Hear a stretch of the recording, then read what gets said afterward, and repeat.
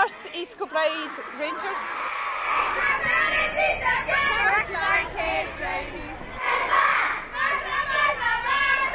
We're here for the Centenary, 100 years of guiding. Happy Centenary!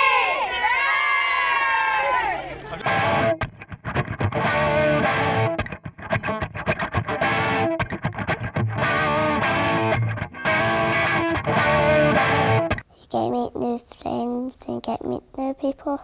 Play lots of games and go on trips and have fun together.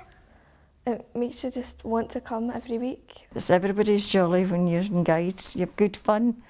It's just great fun and you meet lots of different people and you're able to do lots of activities. As of this weekend, Girlguiding has become 100 years of age. So this is our centenary celebration. 100 years ago this weekend, a group of girls gate-crashed on the scout camp and said to Lord Baden-Powell, we would like something for the girls. And he said, I'll think about it. And lo and behold, guides were formed from that day onwards.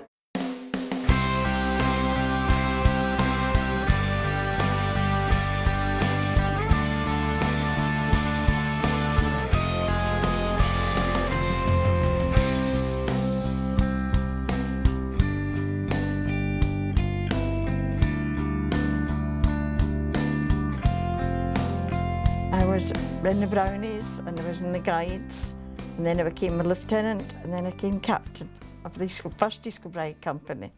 And my sister was also a guide and she was also a Brownell, and she took the Brownies and Guides up at Old House. And when she was called up to the ATS, I went up on a Saturday morning and took them instead of her. And then I had to give up because during the war we were called up and I went into nursing. We used to go and gather sphagnum moss. We brought it down and it was dried in our guide captain's garage, and it was used during the war for the wounds for the men, for the soldiers. I've been in guiding since I was 7 when I first started Brownies, and then I progressed on to the Guides, and by the time I'd left Guides I was a young leader, and then I took over the Brownie pack. Mostly it's just a lot of good fun. It allows me to express myself in a way you can't really do with adults. Allows me even to do activities that I wouldn't think of doing if I was with sort of people my own age. So you're learning all the time. You learn as well what the children are thinking, how society's affecting children. It keeps you in touch really with the younger generation. You get playing games and you do silly things. Other folk would think you were daft if you saw what we get up to, especially the Trefoil Guild anyway.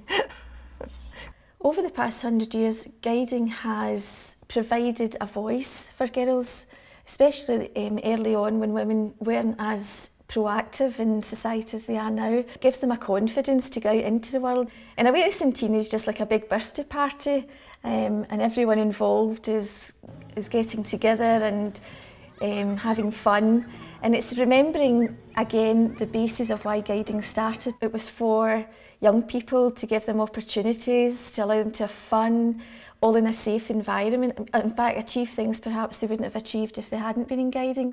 It's a wonderful thing that when guiding was started, I don't think Lady Baden-Powell thought it would last the way it is and be as big as it is. I mean, it's a huge organisation now.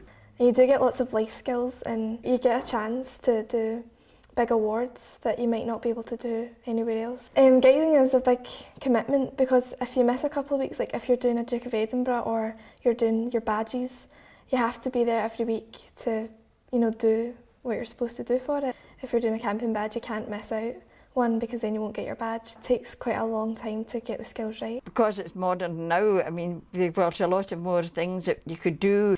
We had bell tents and we didn't have all your latrines and all the thing. You had to dig your latrines then. It was all cooked outside. I mean, we had no, it was only just straw that you lay on in your palliasses.